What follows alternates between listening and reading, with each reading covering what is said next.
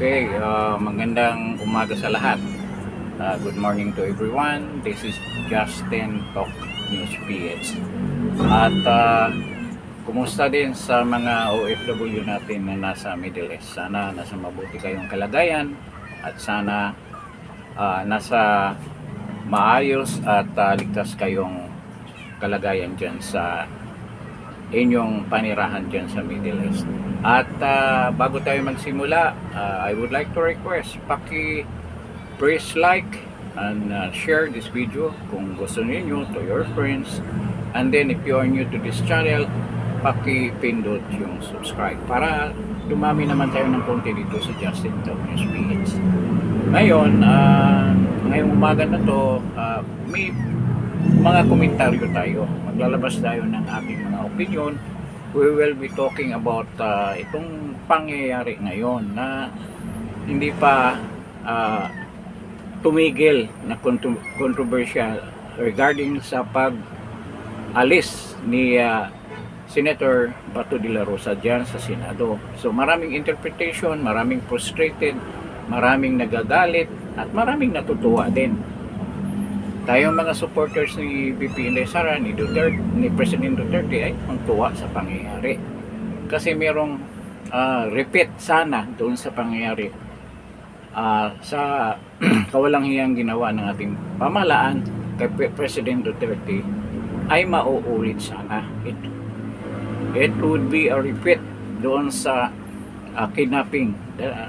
Sana magkaroon ng kidnapping to kung nangyari pa yung na nahuli nila o naaresto nila illegally si Senator Bato.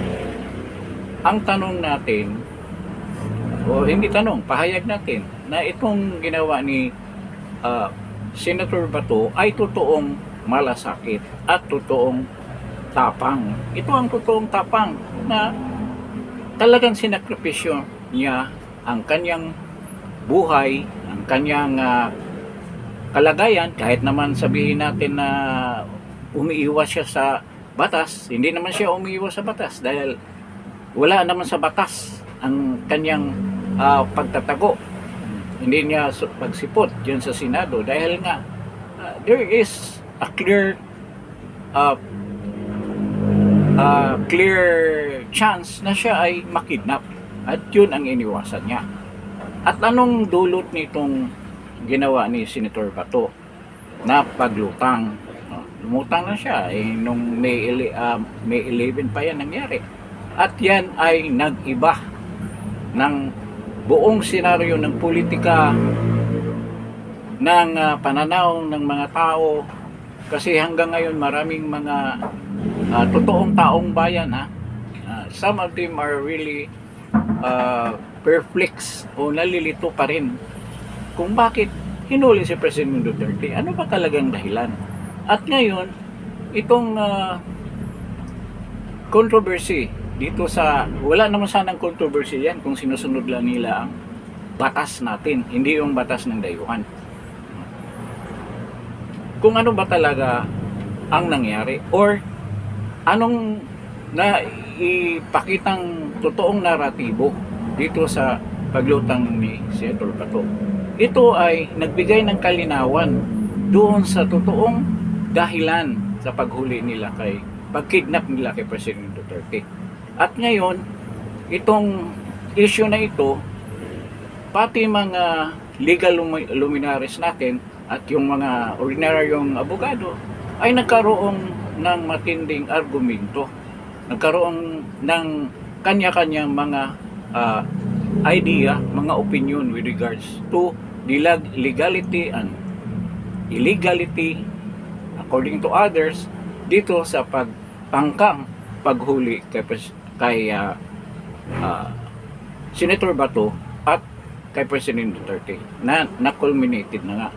So maraming nagtatanong at maraming nalinawan. So there was a positive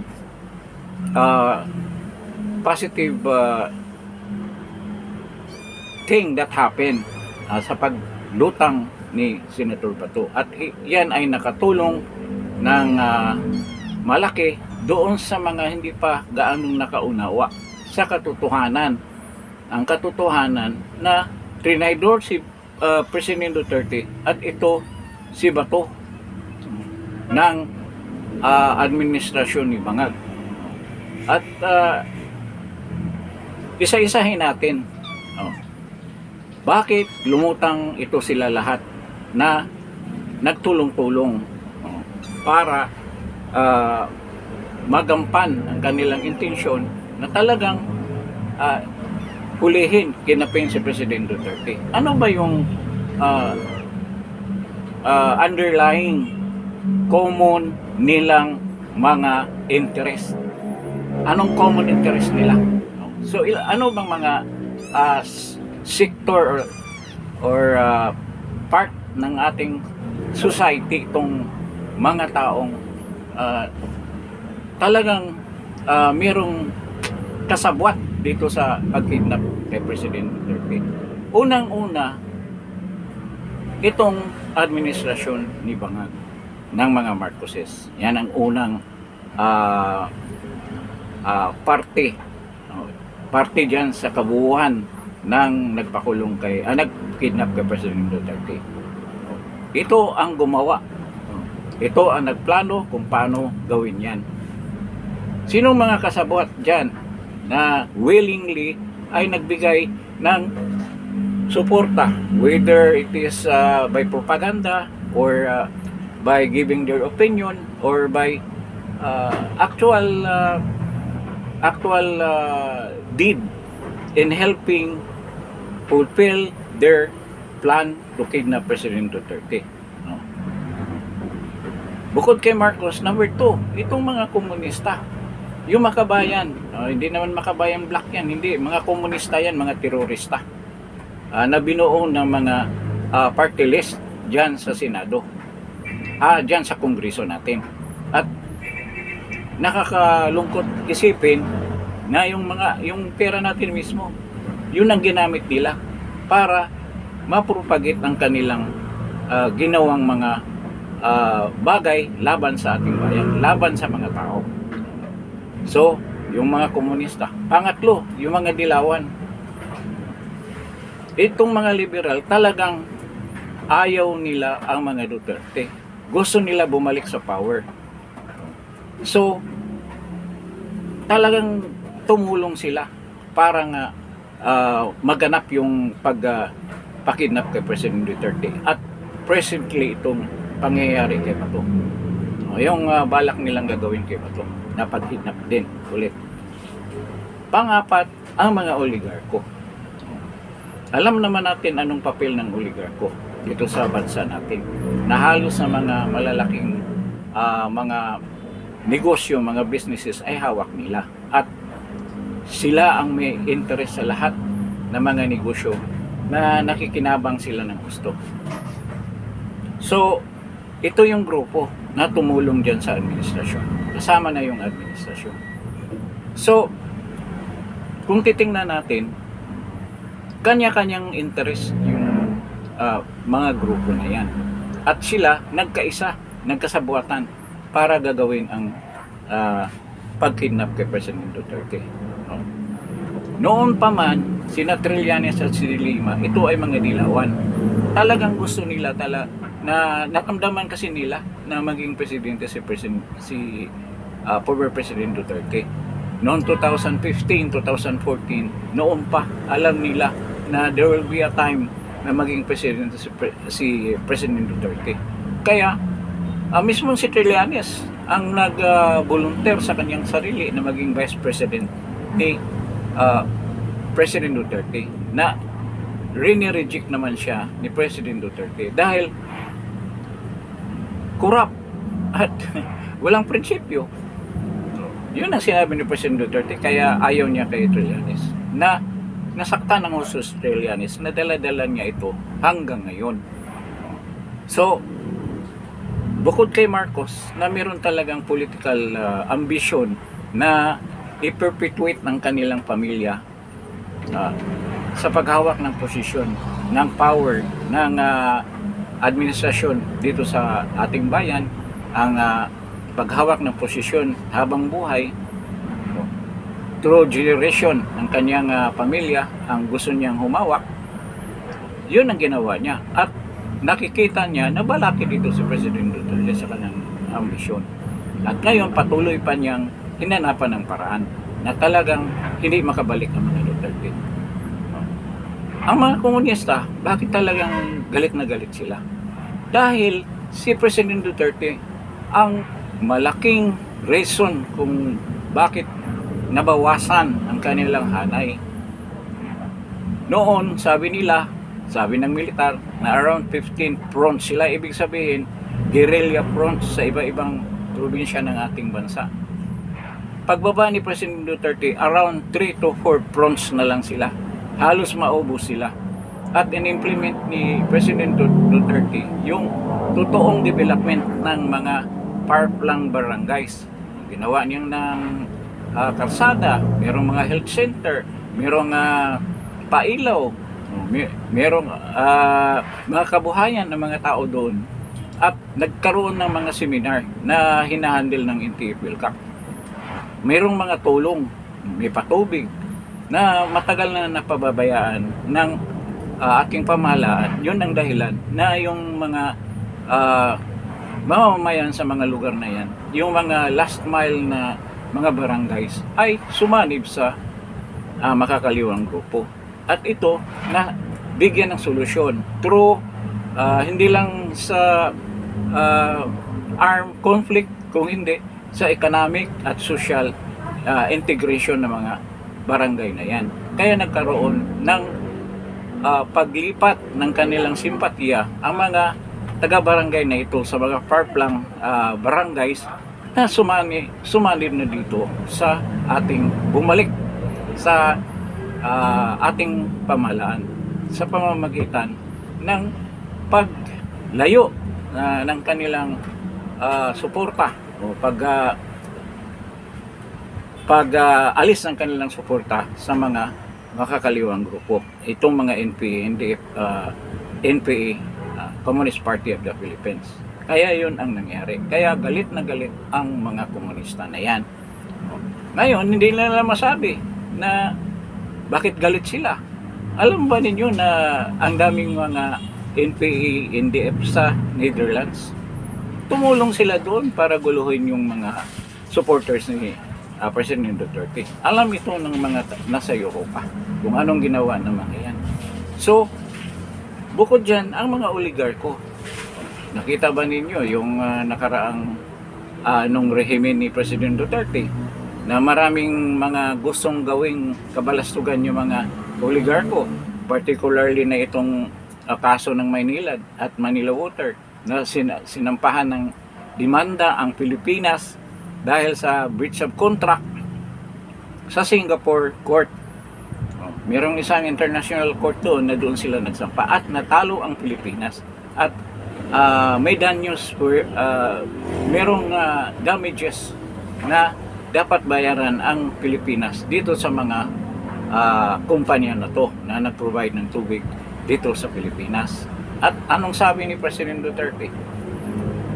Hindi ako magbabayad sa inyo. Ang gagawin ko, isasara ko pa kayo. So, anong akala ninyo? Na kami ang magbabayad sa inyo? Kaya ang ginawa ng Maynila at Manila Water, they drop the case doon sa Singapore. So ganyan katigas si President Duterte. At nakita mo yung nangyari sa Philippine Airlines kay Lucio Tan nang hindi talaga matigas ang Philippine Airlines na magbayad ng kanilang utang dyan sa airport na ginagamit nila dyan sa NAIA. Umabot ng 30 billion, ayaw bayaran. Marami pang legal move na ginawa ang Philippine Airlines para hindi maiwasan nila ang pagbayad ng tamang buwis. Anong ginawa ni President Duterte? Sinabi niya, kung hindi kayo magbayad within a couple of days, isasara ko yung airport na yan. Isasara ko yung NAIA 2 na yan. So, nagkukumahog si Lucio Tan na bayaran. So, talagang nakipag-usap na siya. So, ganyan ka strong ang will ni President Duterte. Oh. Ngayon, yung Mighty na actually si Pyle dun na nung naging custom commissioner, nakita niya na maraming counterfeit na mga silyo, yung mga sigarilyo ng Mighty. Kaya I think around 26 billion ang nakulikta ng ating pamahalaan dyan sa Mighty cigarettes. Na ngayon ay ang pag-aari ng Japanese company. So ganyan lungkot.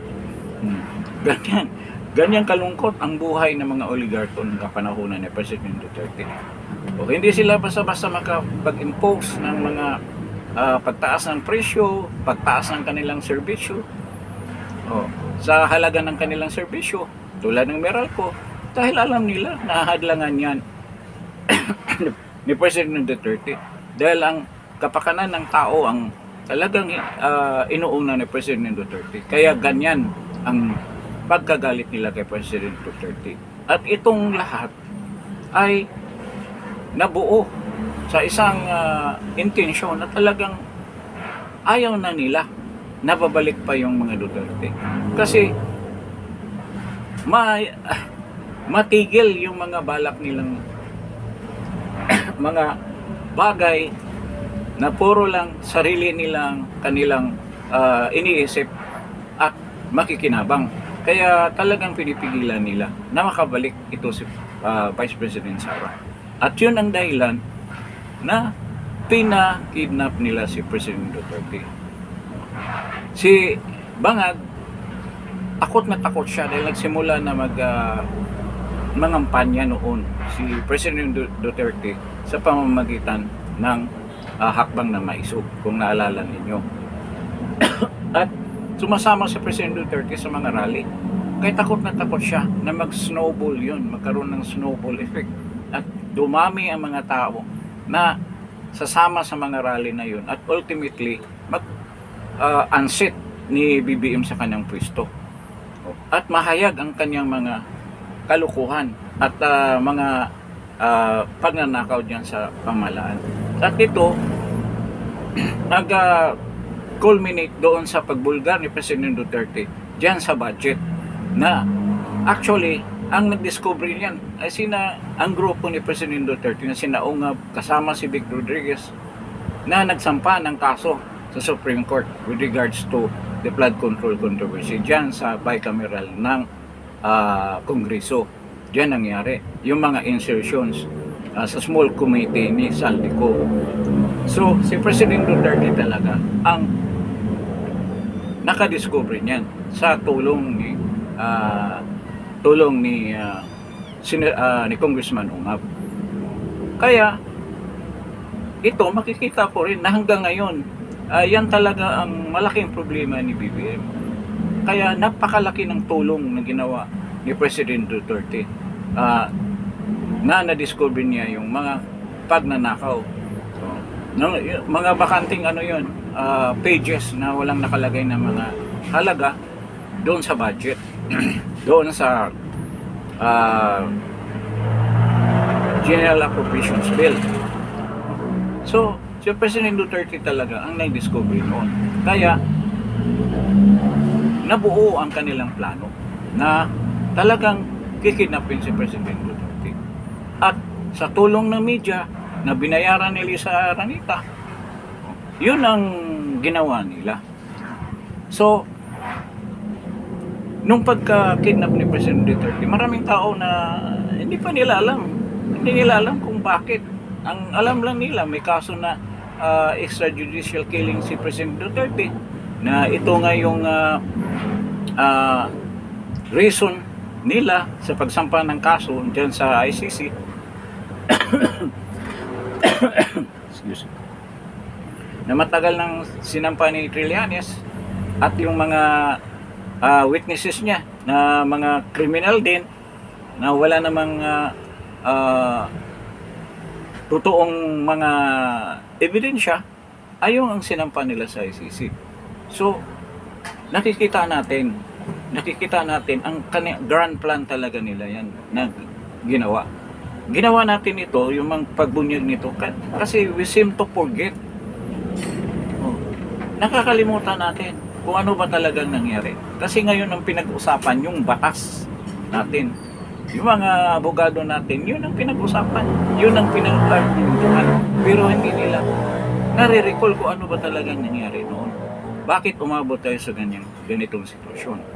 So, tuwang-tuwa sila.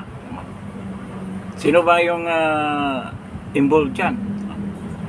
Sa revelation ni nadulas dyan si John B. Cremolya na nagplano talaga niyan. Kasama na si Torre, kasama na yung dating Chief PNP, kasama si Anyo. Ito ang pinaka-traidor na militar na nalalaman natin, si Anyo. Si Remulla, si John Vic Remulla din. Yung Remulla brothers na mga walang hiya. At of course, nandiyan si BBM na talagang nag-execute ng plano. Kasi nung nasa na raw si President Duterte, ang tumawag kay Torre na isakay na yan sa eroplano ni Saldico, yung Gulfstream na yan. Yun ang naghatid ni President Duterte sa Dahig. So nakita na natin. So na-recall natin anong pangyayari. Yun din, lahat na paglabag sa batas nandoon. Na ito rin yung nandito kay Bato ngayon. At mabuti naman ang paglutang ni Bato na ungkat ulit kung ano ba talagang katotohanan dyan sa warrant of arrest ng ICC. So ang daming mga argumento, madaming opinion dyan, nagkasalungat, at ang totoong opinion naman talaga na walang visa yung warrant of arrest na inisyu ng ICC. Kasi kung basahin mo yung statute, talagang dadaal dapat sa local judicial authority bago ma-extradite o ma-surrender yung isang suspect papunta ng ICC court. Wala namang sinabi na surrender. In fact, ang surrender dyan sa Section 17, walang batas kung paano i-implement. Ang extradition, meron. At dadaan din sa korte. Ang proseso dyan, isampa sa korte at mag-establish ang probable cause bago ma-issuean ng warrant of arrest. Ganyan yun. Kailangan muna may litigation, merong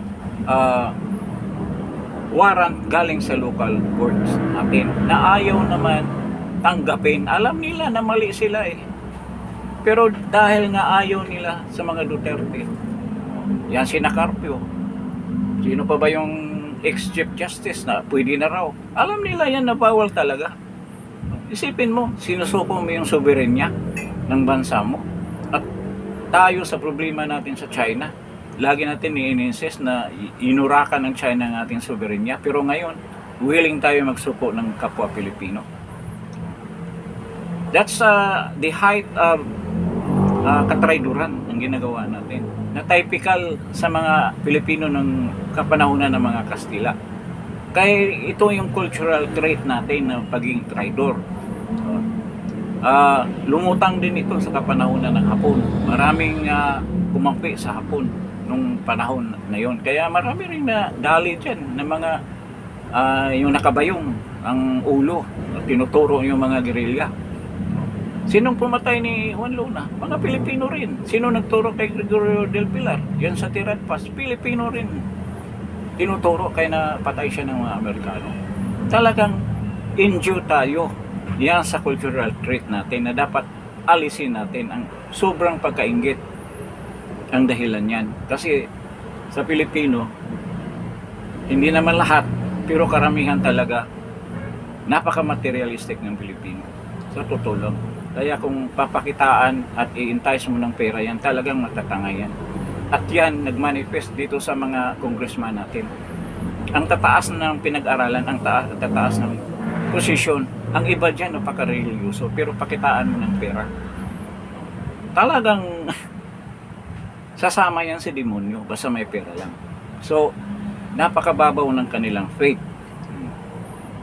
Ang kanilang mga dignity ay nabibili.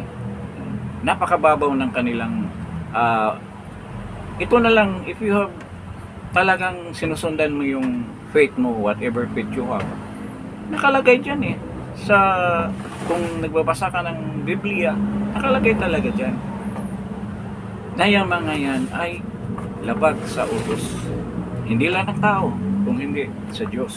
So ganyan ang pangyayari dyan. Ang damage culture na talaga tayo. Ang daming mga sociologists nagbigay ng kanilang study with regards to the trait, mga ugali ng Pilipino na hanggang ngayon dala-dala pa ng generational na mga cultural traits natin na napakasama. Ito na yun. Isipin mo, halos whole of the government ganyan ang ginagawa. Dahil sa malita, dahil sa pera. Kaya tayo pinarusahan din ng Panginoon. Pinapatiis tayo ng gusto. Dahil nga, sobrang pagmamahal natin sa material na bagay at pera. So, ganyan yan. So, ito, kabaliktaran sa pamumuhay ni President Duterte. Nakita mo pamumuhay ni President Duterte. Samantara yung kapitbahay naming barangay captain, napakalaki ng bahay. Wala namang inasahang negosyo. Barangay captain lang siya. Isipin mo, ganyan kalaki ang bahay. Malayong malayo yung bahay ni President Duterte.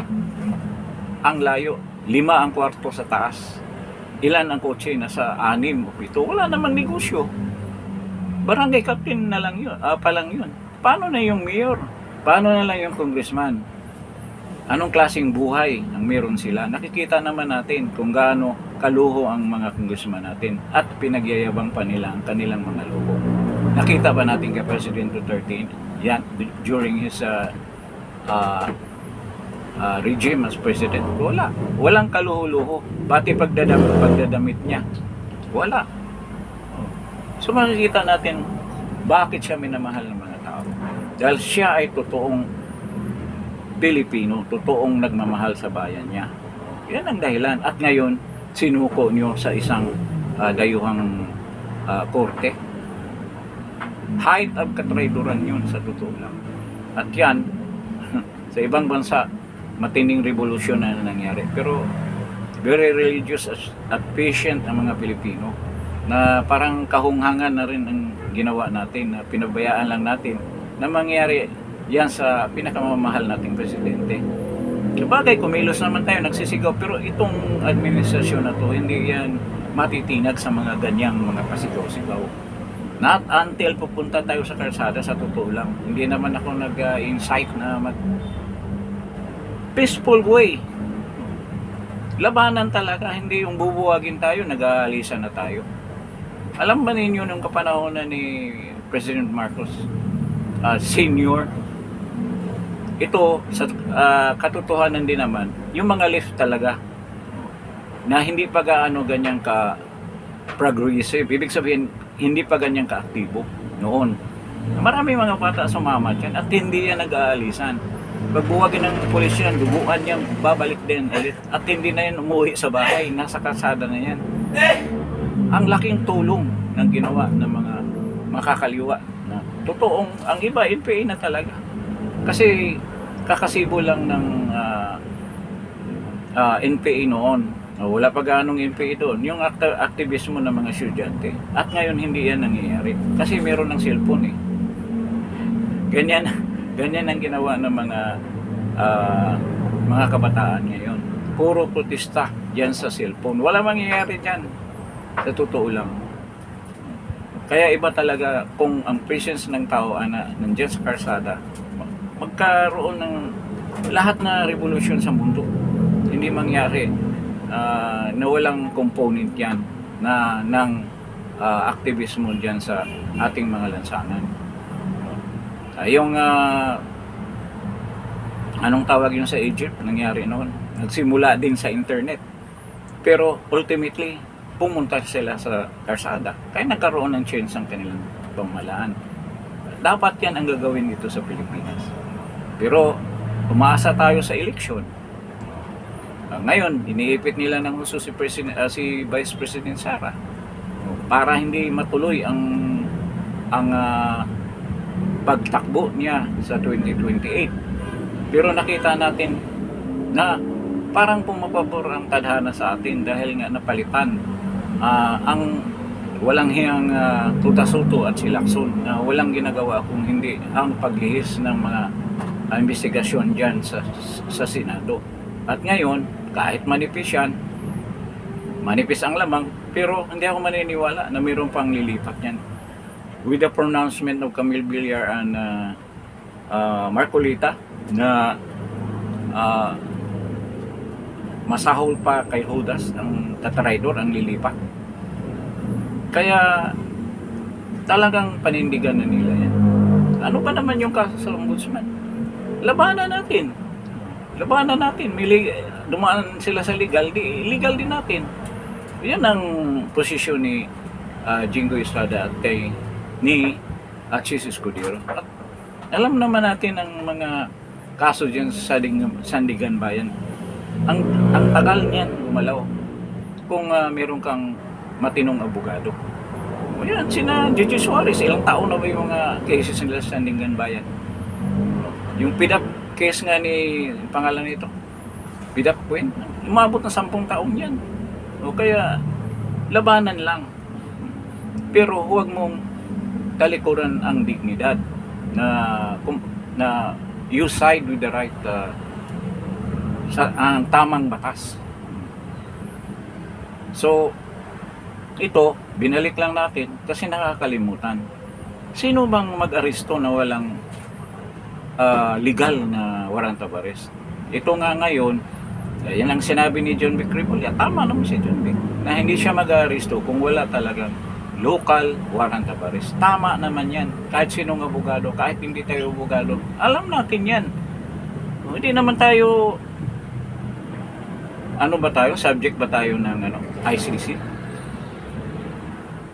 At wala na tayong treaty sa ICC. Matagal na tayong umalis, 2018 pa. Bakit lahat gustong aresto si Bato dahil nga dyan sa ICC warrant? Alam nila na mali yan, pero ini-insist pa rin nila. Kasi si Bato, malaking kahihiyan nila. At ito, ang nangyari kay Bato ngayon na lumabas si Bato, napag-usapan ng husto at maraming mga tao na nagkaroon na ng tamang impormasyon kung ano bang tama. Noon, medyo hazy ang kanilang idea about the case of kidnapping of President Duterte. But right now, alam na nila ang totoo na ito pala ang dapat na ginawa. Na ngayon, ayaw sumuko yung mga dilawan, mga komunista. At ang mainstream media, kahit sina Karen Davila, yung pa rin ang tinatanong bakit hindi inaresto? Ba't i-arestohin nyo? Idemandan nyo muna si General Bato o si Senator Bato sa local courts. Pati pa nga supena ni Senator Bato ay wini-withdraw ng DILG kasi alam nila na mag-effect yung complementarity, na ibig sabihin ang may jurisdiction na ng kaso ni Senator Bato ay ang local court natin, ang mga korte natin na ang merong jurisdiction na litisin si Senator Bato, kaya withdraw ng DILG. At itong lahat ng mga kaguluhan dyan, buhay pa rin yung intention nila na talagang hulihin si Senator Bato. Kasi yan ang nagpalakas o nagbigay sa kanila ng matinding frustration kasi expected na talaga nila na mahuli si Senator Bato. Pero nagkataon na yung insidente na yon magtanggal kay Soto. Si Soto naman talaga nag-invite ng NBI kasi nalaman niya nalulutang si Bato. Si Bato naman alam talaga niya na mayroong warrant. Alam na niya na may warrant pero still talagang nag-sacrifice siya. Medyo matapang naman talaga siya. Iniisip din niya kung paano gagawin ang lulusutan niya.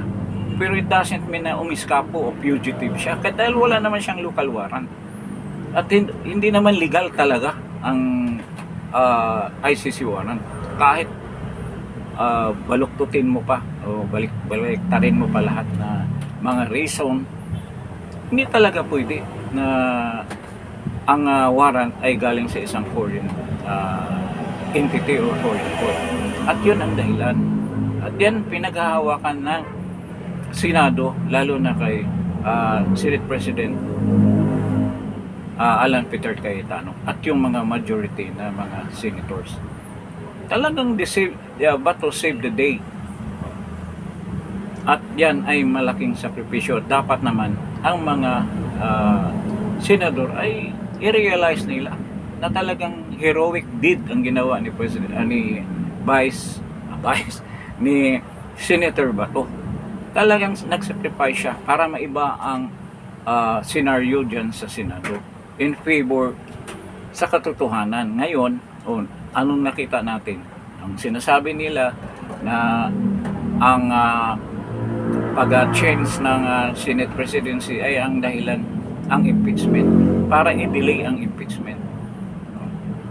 Ang ginawa ni Senator Cayetano, kinunbin ka agad. Ano masasabi nyo? Kinunbin na natin. At ito si Tito Soto nagsasabi na siya raw ang dahilan. Bakit nakunbin? Ang minority daw. Nakakatawa naman kayo. Hindi na kayo ang may hawak ng desisyon na yan kung hindi si Senate President Cayetano. Dahil siya ang presidente ng Senado. So siya nagbibigay ng desisyon. Of course, sinang-ayunan ng majority senators, hindi ang minority. Ang limelight lang gusto niyong kunin.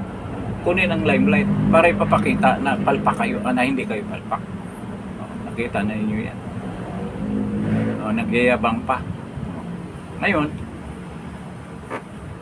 ito nga, unti-unting napurma na yung mga committee, mga chairmanship, at ang inaantay na lang itong Blue Ribbon Committee. At sa tingin ko, mapupunta yan kay Senator Marcolita. I don't think na mapunta yan kay Cayetano, pero sinabi nila ayaw nila ang confrontational na investigation. Para sa akin, hindi na kailangan na may limit. Kung anong gustong itanong ng mga nag-investigate, itanong na. Hindi limitahan kung anong gustong anong way sa pagtatanong. Kung kumprontahin yung mga minority senators sa kanilang mga declaration, natural lang yan in a democracy. Magdidebate sila dyan at tindigan nila ang kanilang mga posisyon. That's natural in a democracy, in a Senate. Minority and majority, ganyan naman talaga eh. At then, ang majority naman masusunod. Kung sinong bumuto ng marami, kahit na minority, kung minority kayo, bubuto kayo dito sa mga batas na o mga tawag nito, mga hindi naman pleading, mga batas na sinasampa ng kahit sino namang senador dyan, whether majority or minority. Kung sasang-ayon kayo, bubuto kayo. Ang mananalo yung marami, majority, ang ibig sabihin. So yun nga ang mangyayari. Nabuksan ang isip ng mga tao dahil sa ginawa ni pagsakripisyo ni Bato. So ngayon, kahit sa mga palengke, alam na nila yung pala, gusto pala nilang kidnapin si Bato, kaya umalis si Bato. Wala naman silang warrant.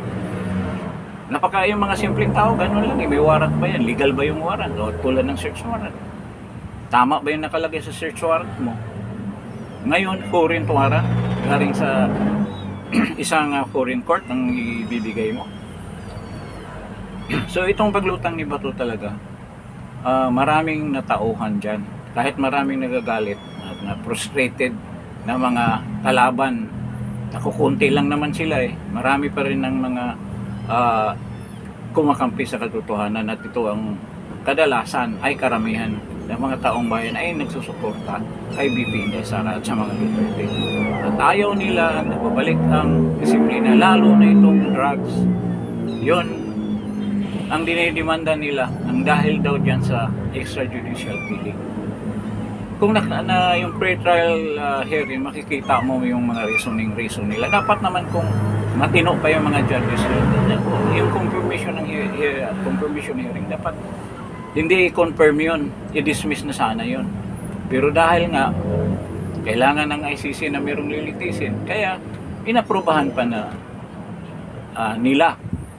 Pero, ang tanong, hindi pa kayo natutuwa na nabawasan ang mga drug addict sa lansangan, ng patayan, ang mga nanakaw, ang mga nangyaring panggagahasa sa mga minor, o mga sanggol pa yung iba, mga matanda. Di ba kayo natutuwa na wala yun? Na yun ang namamayani nung wala pa si Presidente Duterte, ang tindi ng droga sa ating bansa. Sa kapanahonan ni Noynoy, panay may God pardon his sins, na pinabayaan niya, wala siyang ginagawa, na lumaganap ang droga sa ating bansa.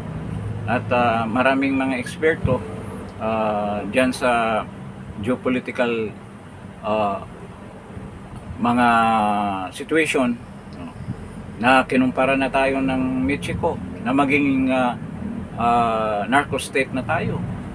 Kaya si Santiago yata yung nagsasabi na mapupunta na tayo sa narco state. So that's a very alarming situation sa Pilipinas. Kaya in-implement yung extrajudicial killing. At ito ang ginamit ng mga komunista na reason, crimes against humanity.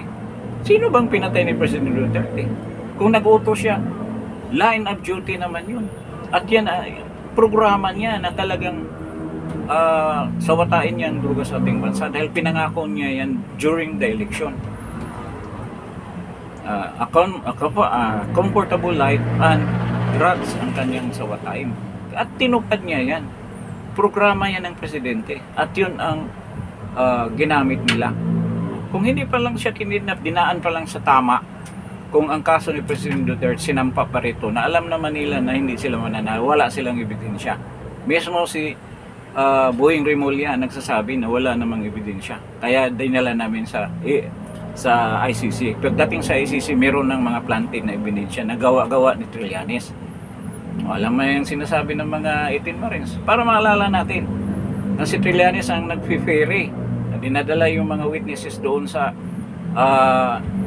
mga ICC investigator.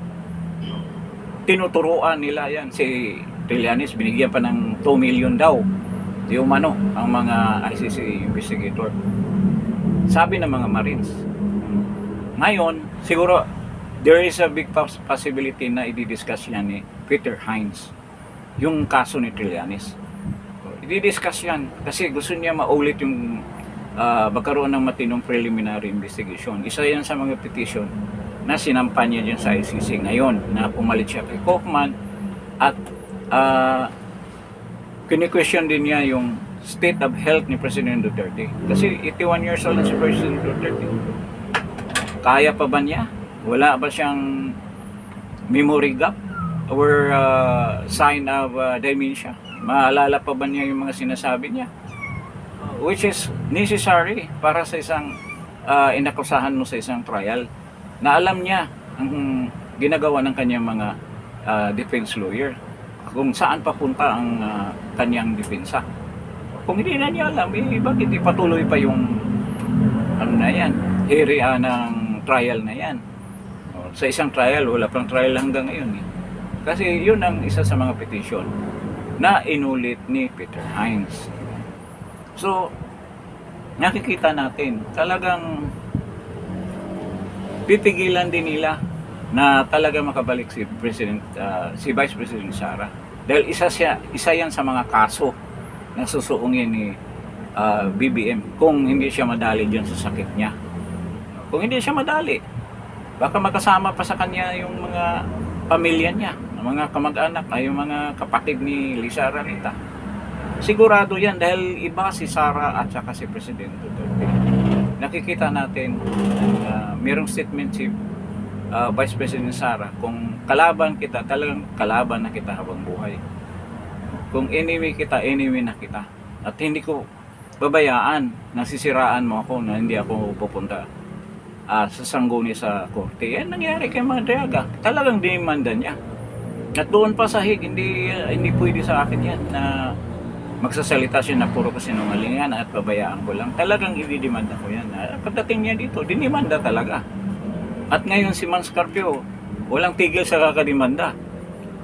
Para malaman nila na talagang kung ginagamit nila ang batas sa pang-aapi, gagamitin din namin para magpahayag ng aming side kung ano ba talagang katotohanan sa mga pangyayari, sa mga akusasyon na binigyan nyo sa amin. Yun ang punto ni Mans Carpio. So, expected na tayo at ito ang kinatatakutan ng mga malitagang na talagang maliti sila pagdating ng kung matutuloy ang eleksyon at mananalo na presidente si Vice President Sara. At ito, sabi ng iba, medyo lumabnaw yung hindi pa naman nagsimula yung Blue Ribbon Committee. I-organize pa at sa tingin ko ngayong araw na to, magkaroon na ng chairman at magkaroon na ng schedule for hearing. Diyan sa Blue Ribbon Committee. Of course, magkaroon ng yan pag hindi pagsang-ayon yung mga minority kung ano mang move na gagawin ng majority dyan sa BRC. Kung si Marcolita ang maging chairman yan, talagang handa silang sasalungatin kung ano ang gagawin ni Marcolita. Natural lang yan. So, ito din siguro medyo dahan-dahan lang muna ngayon kasi kung anong isang pangkaso ngayon, nandyan si Boying. Wala rin mangyari. Kaya unti-untiin yan hanggang aabot dun sa tamang panahon, which is the 2028 election, at mananalo si Sara at least nasimula na yung mga kaso na yan na isasampa dyan sa ombudsman. At ito na nga ang balak ng mga PDP Laban na inuunti-unti yung mga inipon-ipon yung mga kaso, mga paglabag ni Boying Rimulya dyan sa pagiging ombudsman, ang mga illegal na mga ginagawa niya. At iyan ang mag-lead sa kanyang impeachment once na magpalit na ng administrasyon. Kasi supposed to be matatapos ang kanyang termino sa 7 years term kasi yan ang ombudsman sa 2032. So, kailangan sa 2028 pa sampa na siya ng impeachment para matanggal at magkaroon ng bagong ombudsman. At yun ang target ng PDP Laban na gagawin sina Atty. Topacio. So yun ang mangyayari dyan. So ulitin lang natin para doon sa iba na mayroon kasing mga kaibigan natin dyan sa market na mga dyan, nagtinda-tinda na nakikinig din paminsan-minsan sa atin, nagtatanong sila. So ulitin ko, nagpapasalamat tayo kay Bato kasi nagkaroon ng matinding discussion itong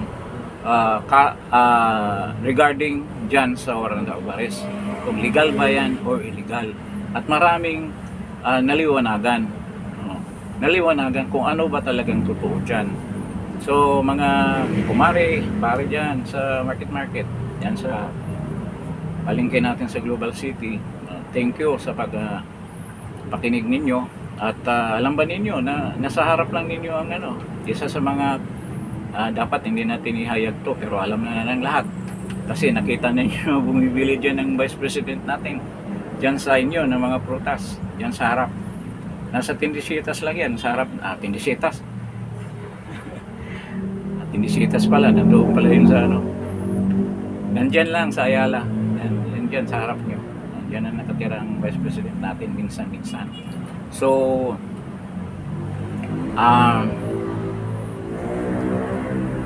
yan ang magandang ginawa ni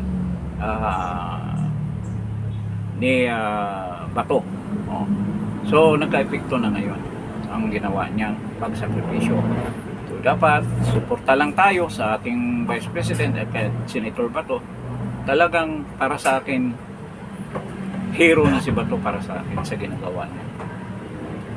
Very heroic. Napakatapang niya sa ginawa niya. nire-rest niya kanyang buhay, kanyang sarili para lang magkaroon ng matinding pagbabago diyan sa Senado. At yan ay natupad. Ngayon na frustrated sila, gusto talaga nilang huliin sa bato bago lumabas yung desisyon ng Supreme Court doon sa TRO na sinampa ni Attorney Torion at ni Jimmy Bundok. Pinasagot pa sila at ngayon sumagot yung Solicitor General at puro copy-paste yung mga sinasabi, platitudes sinasabi nila doon. O yun din ang mga sinasabi ng nila, mga mainstream media. Alam naman natin na ba yan, mga oligarkong mayari niyan. Ano bang diyan? Ano bang istasyon diyan na hindi hawak ng oligarko? Di ba? So hanggang dito na lang tayo dito sa episode natin na to. Medyo mahaba at mabilisan lang dahil nga medyo mahina pang katawan natin, galing tayo sa sakit, hindi pa nagtatapos sakit natin at marami tayong kapansanan at lahat maraming disadvantages. Hindi natin maayos-ayos ang ating studio, temporary pa, wala nga tayong matinong microphone, wala tayong matinong ilaw kasi wala pa tayong matinong lugar, no? Kaya pangit ang lahat ng facility natin. I hope bago tayo umalis dito sa Justin Talk News Speech, nakapagbigay rin naman tayo ng information na hindi pa nyo naririnig. I hope na nakakatulong tayo in giving you more information about recent development dito sa ating bansa. So, before you leave this channel, Justin Talk News Speech, please press like, share naman ng video na to. Kung hindi pa kayo nakapag-subscribe, paki-subscribe naman para tumaas ng konti ang subscription dito sa Justin Talk News Speech. So, maraming salamat sa inyong lahat at patuloy tayong protektahan ng ating mga karapatan at ang demokrasya natin. Mahalin natin ang ating bansa at susuportahan natin ang next president ng ating bansa na si VP Inday Sara. So, maraming salamat po at good morning sa inyong lahat. God bless at thank you for coming over. Salamat po.